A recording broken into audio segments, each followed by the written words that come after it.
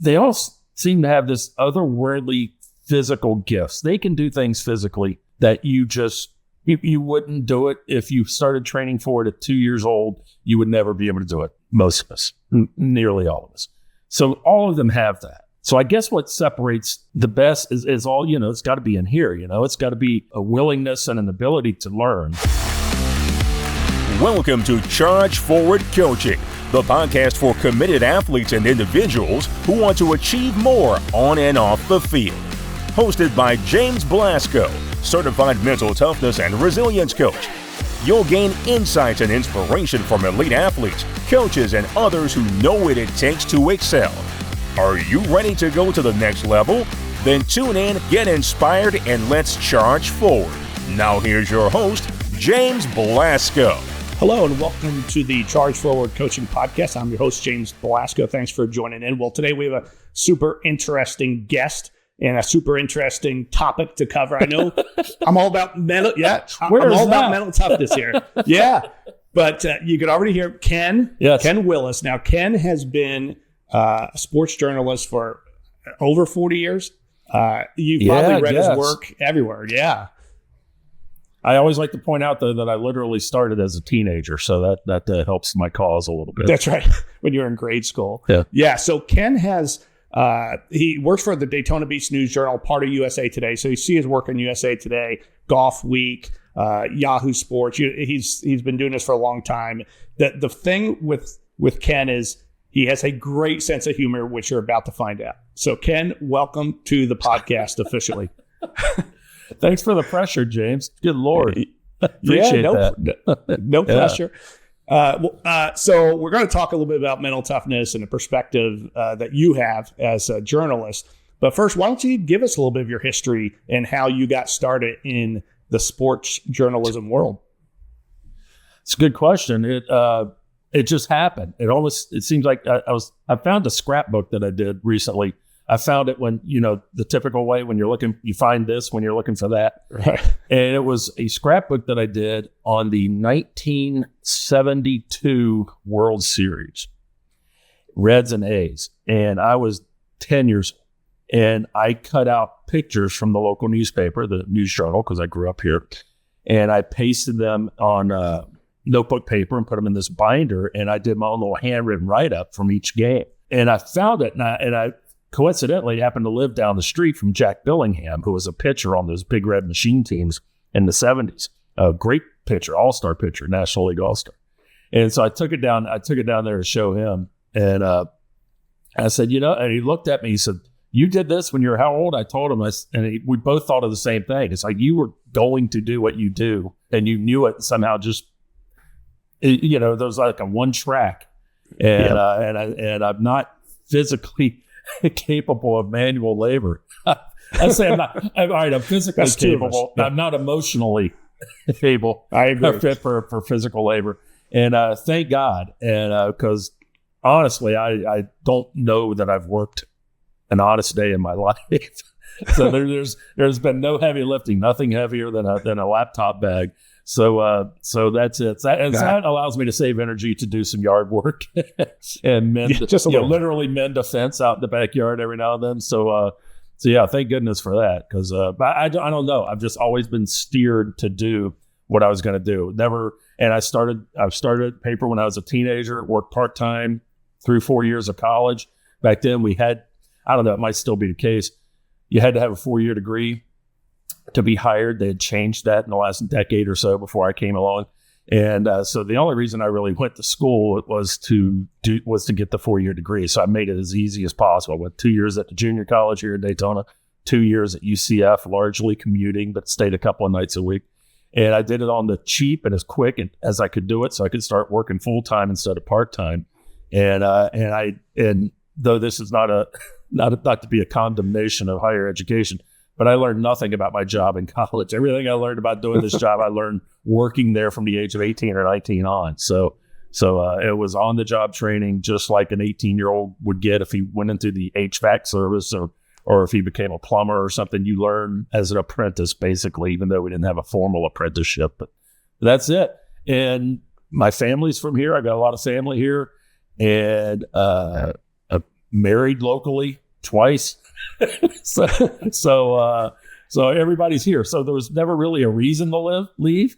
And so I didn't. And so I've, and Lord knows I haven't gone hungry, but I won't say I haven't gone wanting at times, but I haven't gone hungry. So here we are, and time flies. And before you know it, I'm sitting here all these years later doing a podcast of all things. Doing a podcast. Right. Who would have thunk it? Yeah. And I mean, well, your writing is on. I mean, somebody reads, what you've put on paper or online, and there's always just a little bit of joy with it. Paper. There's still newspapers out there. Trust me, they're out there. So our podcast is all about mental toughness, and a lot of people are probably wondering, well, why would you have a sports journalist on? Here's why. It's a good question. Outside, outside, it is a good question, but outside of coaches and teammates and trainers and things, the next set of people that are closest to these athletes are journalists. You guys are around them every day. When I worked media relations for the Denver Broncos, every day the beat writers who were there, they knew the players inside and out, both professionally and personally. So from a mental toughness perspective, you guys kind of take what they do on the field, on the course, and then you kind of translate it into, your writings that explain everything to the rest of us out there, the sports fans. And what I'm interested in, and we'll start with this, you've been around so many different athletes. Is there a common thread between those athletes that you would say are mentally tough versus athletes that you would say aren't mentally tough? Is there anything that you could say that, that's kind of a distinctive element to that person? The longer I live, the more I'm convinced that it's more genetic than learned. Some guys are wired a certain way, and some aren't. We've been watching recently the wide receiver documentary on Netflix, I believe it is. It might be HBO. It's the same people that do the Hard Knock stuff and whatever. They did the one on quarterbacks. It's Peyton Manning produced it, and with Mahomes and a couple other guys. And we were watching one of the episodes last night on the wide receivers, and they show these guys getting in the cold tub, doing different exercises. And I looked at my wife. I said, I am a human being. He's a human being. How can we look so different with our shirts off? And I said, it doesn't even look human. I mean, it is beyond washboard. I mean, I look at the abs. I go, I'm the same species, and you would never believe it. So, and all of them, you see all of them, they're all like that.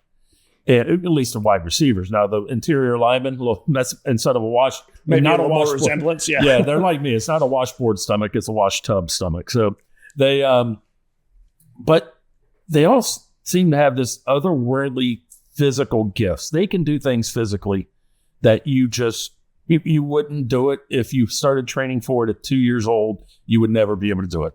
Most of us, nearly all of us. So all of them have that. So I guess what separates the best is all, it's got to be in here, it's got to be a willingness and an ability to learn, because they all got to study playbooks, and every sport you got to study something about yourself, about your opponents, be it on a tablet, be in a book form, or, whatever. So they got to have that ability, but they also all, they got to have, they always talk about short memories. You got to have the ability to put a failure behind you. And that's why you see the guy who, I can remember watching Larry Bird, of all people, miss 5 or 6 shots in a row. But guess what? When he's open and has a chance on the 7th time, guess what he's going to do? He's going to shoot, because he knows. He knows the laws of averages. And they got to have that ability to put failure behind them. And it stands to reason that a lot of them don't. And we don't usually see or read a lot of stories about those who don't. We celebrate those who do and become big stars. But rarely do you go back and, at least not that I've seen, find a guy who had the potential but didn't quite work out. That'd be a great thing to really get inside on and say, if he was able to really open up and be honest, you wonder just what was it that you didn't have, because you had all the physical tools of this guy. What was it that you were lacking that didn't allow you to stay in the league for more than a couple of years, or be better than you were, to not to underperform by your standards? That's interesting, and I think it's obviously all between the ears here and my earbuds that want to keep popping out. But and I think it's intellectual. I think it's emotional. I think it's just the ability the confidence. there's a word I think I was looking for, confidence to keep going and keep digging when, you might have hit a water pipe yesterday. Now you're gun shy, but no, by God, you're going to keep digging because you know how to dig and you know that eventually it's going to work out. And, I don't know how to, I guess that's a long way to go to say, I don't know how to explain it, but I think it's all, there's a mental toughness involved in all of it. And I'm sure I'm not the first person who's said that to you about this. Yeah, no. Well, you actually hit on several elements of what I talk about all the time, and that's the 4 C's of mental toughness: commitment, challenge, confidence, and control. And confidence, like you just brought up, is massive. It might be the most important one out of those. And we'll talk a little bit about emotional control in a second. Lots of times when fans finally get to hear from the athletes, it's after a performance, and it's somebody like you asking them questions. And I'm always fascinated by their responses. If something worked out well, how they handled it. And if their day wasn't so great, how they're handling that conversation. How do you approach that after, a game or a match or a race? How do you approach those folks, especially those who maybe it wasn't a great day for them? It's hard because they're in a situation where they want to get our time with them. They want to get it over with because they got other things to do. They got other people to meet, family, friends, whatever, maybe a shower to take, get dressed, go on to the next circus. So that's why so many of the interviews that you see on TV and the stuff you read in online and in print, that's why it all reads largely the same. You rarely get really good in-depth stuff. And that's the stuff that you're not going to get, I don't think, immediately after an event. You got to get that the days between, maybe when there's not a crowd of 8 or 10 or 12 other reporters around. Then you can get into the thoughts of, go beyond just what pitch did you hit? What was the route that you ran? What was the call on that play? Was that play designed to be that way, or was to get beyond that? And then to get deeper, you can't do it, I don't think, right after a game, because everything, there's still some adrenaline flowing, I think, and it's cliche to the point that there are endless jokes and people who imitate and make fun of the stock answers that are given after events. So I got to thank my teammates. I couldn't do it without my teammates. It was just one day at a time, one play at a time, one shot at a time. And I think a lot of it's defensive. I don't think they want to look vulnerable in any way. I don't think it'd really be good to get a golfer to almost hypnotize a Scotty Scheffler even, or a Rory, and hypnotize them and get them to totally be honest about what they were feeling. I mean, even the very best in the world, what they were feeling when they were looking at this difficult shot. The element of fear because there's water on the left, or a big bunker behind the green, or it slopes from back to front, so you don't want to go long, and you don't want to go left because there's water. They focus on the positive, where they're going to hit the ball. They talk where they're caddy about, where they're going to hit the ball. And they don't bring in the negatives. But it's impossible to keep it. I mean, they're lurking and they're somewhere. So that's what it's fun at times, if ever given the opportunity, when that rare opportunity comes, to talk to them about how do you that's going to pop up. The water's going to pop up in your brain. You see it. How do you suppress it? How do you put it away? And I think that's part of it too, specifically with golf, in the sense that the very best ones are able to, they know it's there. I mean, you can't ignore it, but they're able to focus on where they want the ball to go instead of where they don't want the ball to go. And at the highest levels, guys just succumb to that. I always, I'm going to roll on here. I'm going to keep rambling. Yeah, go for it. When I talk to younger people who came up during the Tiger Woods era, and then now you got the guys who are in the Scotty Scheffler era. And I said, Scotty's more like Nicklaus than Tiger was. Tiger was more explosive and, just overwhelmed everybody. When they went to major championships, I always compared it with Jack, from watching him when I was a kid and then reading about him, reading about the part of his career that happened before I was old enough to pay attention. And I liken it to like a log roller. He would go to these major championships and he's on a log with, 100 other guys, whatever. And he's just rolling on that log, and half a dozen fall off, half a dozen over here, doesn't fall off. And by the end of, when Sunday rolls around, it's just him and a few other guys still on that log rolling. And then eventually, over the course of the day, one by one, they fall off, and he's the last guy up because he knew the patience, and he obviously had the skill, and he was a great athlete. A lot of people forget about how good of a natural athlete he was when he was young. But he had the mental toughness to stay the course, so to speak, and just let the others. He always said that, when you went to a major championship, a third of the field is already done. They've convinced themselves they can't play this golf course. So they're out of the picture. You don't have to worry about them. The other third aren't going to be playing well enough to survive. And then you get the third of the field that you got to kind of worry about. And then, you just keep rolling that log and they'll fall off eventually. He had times where Trevino, Watson, mainly Trevino and Watson were the guys that would get him from time to time. They were good enough. But by and large, nobody's ever been able to stay on that log as long and as often as he was. So yeah, I don't know if that made any sense whatsoever, but I was rolling and couldn't stop. I think you're right on it. And so for me, one of the questions when I was waiting to have this conversation with you was, can you, after all the years being around all these athletes in different situations and those types of things, do you get a sense of when an athlete is truly confident, truly mentally tough, and when it's just kind of a facade? I think we can all spot the facade. We can all spot that as glaring. You can see when a guy's. It seems obvious at times that he's trying to pump himself up, and I think they're trying to convince themselves that they're capable of doing this, or they're just doing it because they saw the other guys doing it, and it's become the thing to do. But Steph Curry can go up and down the court 15 times, 20 times over the course of the third and fourth quarter and really doesn't look any different. And then, you get late in the fourth quarter and the game's on the line. It does seem to be, it's hard to explain what it is, but you do you don't necessarily see a difference in his persona or not just him, but other guys like him.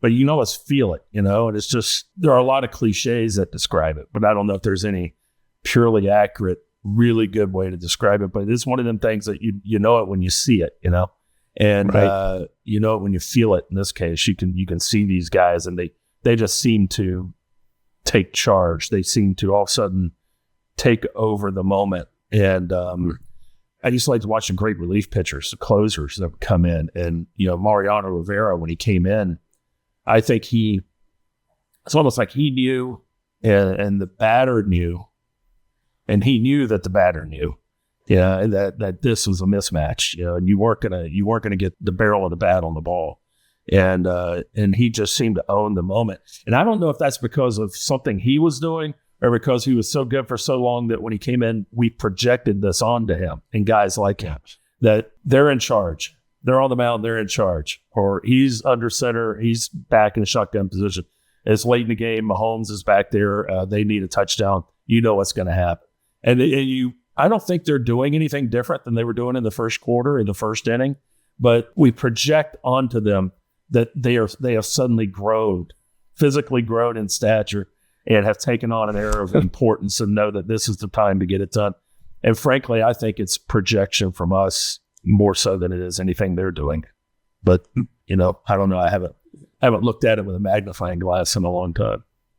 Yeah, I think that's really true, because you could experience the game, match, whatever, with your own eyes, but then you're always the next day, whether it's the News-Journal or USA Today or ESPN, whatever, you're reading about it. And there might be a slightly different twist on what you saw, Yeah. So to that point, have you ever written something and maybe you called out a couple athletes and they called you out afterwards saying, no, that's not how I was handling that situation? Probably, but doesn't jump into mind right now. What used to happen a lot was you would say, let's say you covered the Florida-Georgia football game, for instance, in late October in Jacksonville.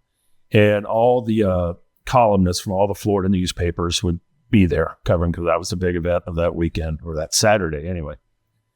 And you would do what you think afterwards. You would find an angle and you would write a column that you said, all right, this is worthy of this event, this rivalry. And I summed it up pretty well. And I found an angle that I think is unique, And then after the internet came around, you could scour around the next day and see what all the other guys, what this guy wrote in Tampa, St. Pete, what the guy from Miami, and you'd see what they did, and you go, oh man, I like that angle too. I almost wish I'd done that. I said, I didn't think about that. And then you got to put in your mind, you go, okay, maybe they're looking up what I wrote, wishing they had thought of the angle I came up with, but I don't know if that ever happened. You're right. But that's about as far as that goes. But the only thing that always jumps out in my mind was when Matt Kenseth he was ahead in the old Winston Cup championship in NASCAR. Halfway through the season, they come back to Daytona, and he's got a comfortable points lead. And I wrote about the fact that he would be, in so many words, said he would be the least exciting champion they've had in God knows how many years. And we referred to him from then on as Mild Matt. And he always remembered that. Anytime that we were in a press conference situation together, he would bring up a few of the snarky lines that I used in that column. But that had nothing to do with what he did on the field. That was just a personality thing that he took mild offense at. But no, I can't think of anything. But I'm sure that as soon as we're done here, I'll think of a few things. Yeah, just shoot me an email. We'll incorporate it in somehow. Okay. So we're talking a lot about professional athletes here. How about when it comes to high school, even college athletes, those young athletes that are, they're in the limelight, so to speak, right? They're in the newspaper, they're on TV now, things like that. I interviewed Jonathan Anderson, the head coach of the Little League World Series team last year, and they're back in the World Series this year, which is awesome. But I asked him, I said, how did you get these kids, 12-year-old kids, playing in front of thousands of people in person and maybe millions on TV during the big games? How did you get them to just relax and play baseball? And he pointed out a few things, and one was making sure they were having fun out there. But what do you say to young athletes who might get some bad press or something doesn't go their way and it gets called out publicly and now they have to deal with it mentally? I don't know how often it gets called out publicly. There's always been a sort of a tradition in media that the younger the athlete or the lower on the rung from little league level to junior high school, college, up to pro ranks, the lower they are on that level, the more slack you cut them. You don't go overboard with the mistakes. You might mention, so and so fumbled at the 12-yard line, and that's probably about as far as you would go. So I don't know. These days, though, these days in the anti-social media world, a high school football player might have a bad game or he might fumble in a bad situation, and he might not want to look at his phone for a while, because there's probably going to be some people out there giving him a hard time, and that is probably much worse than anything that would encounter in any kind of professional media standpoint. It used to be, that's pro ranks, gloves are off. You're getting paid to do this job, and you failed to do this job, and we can point out that you've had one hit in your last 38 at bats, or you've thrown 3 interceptions in the last 2 weeks. It's an old adage, but I guess it's true. They're paid to deal with that. That comes with the territory. And I guess these days the college athletes at the bigger colleges, I was going right there. I was going to say, how does that change things? They got to perform now, because now everybody in that stadium knows that so and so might have gotten $300,000 from the collective to sign or to transfer here from Clemson or Virginia Tech or wherever. And you're making $300,000. You got to go out there and put forth a little more effort than you're putting, or you got to be better if it's possible. To just be better. You can coach effort. It's almost hard to coach, everything going well. So I don't know. I don't know how that landscape has changed, and I'm sure it's changed dramatically with not just what's happening in college athletes with the pay for play now, but at the lower levels. I'm sure social media is. I'm sure Monday at a local high school during football season, there are people walking around and say, "Hey, did you?" Yeah, it probably goes both ways. I imagine the athletes themselves probably get on their social media, anti-social media, and spout off some things. And while upset from a poor performance or a loss, they probably get on there. And there's probably been quite a few tweets deleted over on Saturday mornings after Friday night high school football games, I assume, and a lot that aren't deleted. Yeah, I'm sure. I couldn't imagine growing up and playing sports in the social media environment the way it is now. It would definitely be challenging. How about, what would you say is the best part of being around athletes, almost every day, and not just writing about them, but just being at the races and being at the game? What do you enjoy most about all those experiences? Well, I mentioned earlier, there's no heavy lifting. So that's a plus. You just want to be where there's action, you want to be where there's a lot of people are either there buying tickets or watching on TV, and they care about it. It's something they care about. And hopefully you can do something to add to that experience in some small way, and maybe point out something that happened, and they read about it later online or in the paper or whatever, and they read about it, go, oh, I didn't realize this. I didn't know that this happened. You just try to find a unique angle that others might not have. And you want to be, and you just want to be where the action is. I went to Augusta 30-something years for the Masters, and the Thursday opening round of the Masters every year, I just would almost have to pinch myself, because I said, there's no place on earth I'd rather be right now. And not even as a working person, but as a golf fan. And to be, been in a Game 7 of a World Series, and you're just watching another baseball game. This one happens to have a full house, and then you realize that you're in an auxiliary press box, because the main press box is full, and the other two auxiliary press boxes are over there. You got this one, and you look around. There's there's 500 people covering the game, and you. The morning, the hours leading up to the start of the Daytona 500, and I've been to a couple of Indy 500s. That hour or two leading up to the green flag is just, I don't know, it's just great. And of course, it's all weather driven. If the weather's good, right, it's that much better. But yeah, I don't know. I've gotten jaded in certain respects, but thankfully I haven't in a lot of respects. I still enjoy being where a lot of people are. And I enjoy being where big events are, and sometimes smaller events. If there's it could be a small time golf tournament around here, but there's a small pocket of people who are really invested in it and really, really interested in the outcome. You want to be around at events that people care about, and thank God there's still enough of them that I can keep chugging along. Keep chugging along. So speaking of Indy and Daytona and Augusta, when I had a chance to speak to Mario Andretti, he said he broke 100 at Augusta. So I said that was probably one of your biggest achievements of all time, right? Breaking 100 at Augusta. I got to play it years and years ago. When I first started covering it, the Masters, my first one was 86, and the year Jack Nicklaus won his 6, so that was quite a thrill. Awesome. I should have probably quit, not ever covered anything again after that. But I realized in my second or third year there that on the Monday after the tournament, they have on Saturday, they have a lottery drawing. You put your name in a hat, and they draw 20 print media and 20 broadcast media. And those 40 guys get to play the course on Monday with a bunch of other VIPs and whatnot, a lot of CBS people and muckety mucks. And I said, wow. So about the fourth year I went, I took my clubs, entered the lottery, and got picked. There's probably 300 people in there, and I was one of the 20 that got picked. So I got to play it, and I shot 100 on the nose. And at that time, I don't think I had an established handicap at that time. I was playing a couple of days a week here in town. And if I had to guess, I was probably around an 11 or 12 handicap. And I shot 100 and would not have done that if I played well enough to shoot mid-80s at the local Muni that day, just feeling the way I was hitting the ball. And nothing great, but not bad. It would not have shot 100 if we had not moved from the tournament tees to the member tees on the back 9. So that would not have happened. So it was that made a little bit of a difference. It was a cute little 54-46 that it had 42 putts. 42 putts. Wow. Including a couple of 4 putts.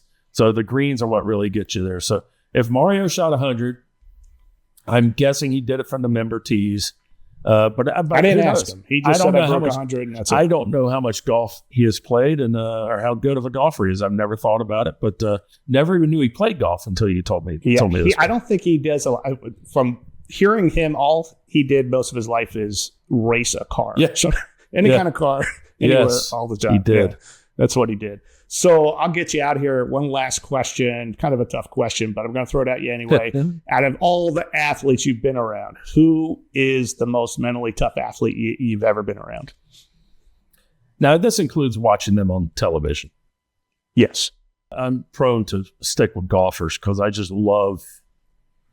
I've become more of a tennis fan in recent years. My wife likes to watch the majors, and so I got into where watching those because 3 or 2 of them, the French and Wimbledon, are on early morning when you wake up. So you got 2 weeks of early morning, and you can kind of watch it as you're blending into your day. And watching guys like Nadal and nowadays Sinner and of course Djokovic, watching the mental toughness, these guys, when they get down a set or two and it's hot and they've got to come all the way back. And tennis is one of them sports, Alcaraz, of course, you see that, you can see the physical change. You can see the body language change. I've gotten away from golf here. I realize that. You can see their body language. When a guy all of a sudden has all the momentum, you can see almost the instant that momentum changes, and you see a little hop in the step on the guy who's now got to go into his favor.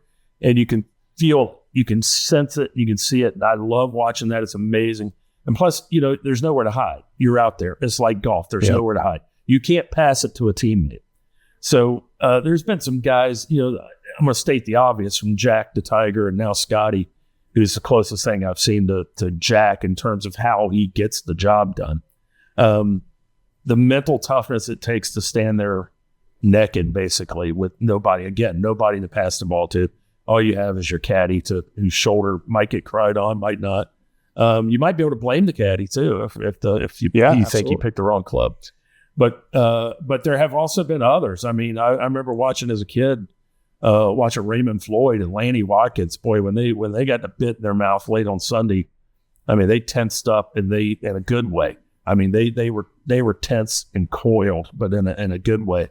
So I'm prone to lean toward the golfers because you can see them, for one thing. They're not behind a helmet. They're not running around. You can really.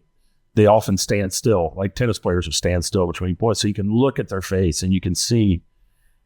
In golf, you can almost see a guy, that's not one of the champs he's wanting to be. And you can almost see him trying to find some moisture in his mouth. He's spitting cotton balls and just wondering what happened to all the oxygen. Where did all the oxygen go? And you can see it. I mean, you can almost see them. You don't see the blood draining, if you know what to look for. And it's really fun to watch guys in that situation and how they'll hurry up their routine, their normal routine. They hurry up. They go to the towel more to wipe off the grip of the club. It's just tennis players, if they're on the clay, you'll see they start banging their shoes more with the racket to get the clay out. Just nervous energy that they got to work off. And it's fun to look for that. I am not a practitioner, but I'm fascinated by the human nature and watching uncontrolled and involuntary actions that people have when they're put in certain situations, just to watch how they react to it. And for my mind, golf, there's nothing better than golf because you're not playing defense. A batter reacts to what the pitcher's going to throw. The pitcher's kind of reacting to what he thinks the batter wants. Football, you're reacting to the defense or the man you're playing against. Hockey, of course, but golf is strictly on your own, and tennis is just you and that other guy. And the only thing that really comes close is in basketball when a guy's at the foul line. He's standing there pretty naked, and when he's got to make them. So that's about the closest thing I think you get in the team sports. But I'm just fascinated by watching body language and watching people's faces when you can see their faces when the pressure's on. That happen a lot. I mean, you can go a couple of weeks without seeing an event that has that situation, but I love watching it. I was always going to make a joke about bowling is similar to golf in that it's just you and the pins, and you got to do better than your opponent. But I don't want this to devolve into a long string of bowling jokes. So I'll do that. That's okay. But you're right. I mean, pressure is everywhere, but especially, in golf and when you're out there in those sports, even bowling, where you're by yourself. I mean, that's all what mental toughness is about. So, hey, Ken, thank you so much for joining the podcast today. It's always a blast. Hopefully we could get back out on the course again sometime soon when we're not working and have some fun. Well, if you call that fun, I got the yips several years ago. So if I can't look at a 3-foot putt without sweating bullets, I tell you, that sucked a lot of the fun out of it. So, but anyway, if you're willing to give me if you're willing to give me every 3-footer, we're on. Absolutely. Just bring your belly putter and we'll play in the grips. All right. No problem. I'm in. All right. All right. Well, for the rest of you out there, hey, remember, if you want to learn more about mental toughness, go to chargeforwardcoaching.com. You're welcome to set up a free discovery call with me. We could talk about all the things you want to discuss about mental toughness, questions that you have. Happy to answer those. And most of all, don't forget to like and share, subscribe, and keep charging forward. Thanks for tuning into this episode of Charge Forward Coaching. Remember, the journey to greatness is built on mental toughness and consistent effort. So head on over to chargeforwardcoaching.com and book a free discovery call to take the next step in your journey. Until next time, stay focused, stay determined, and keep charging forward.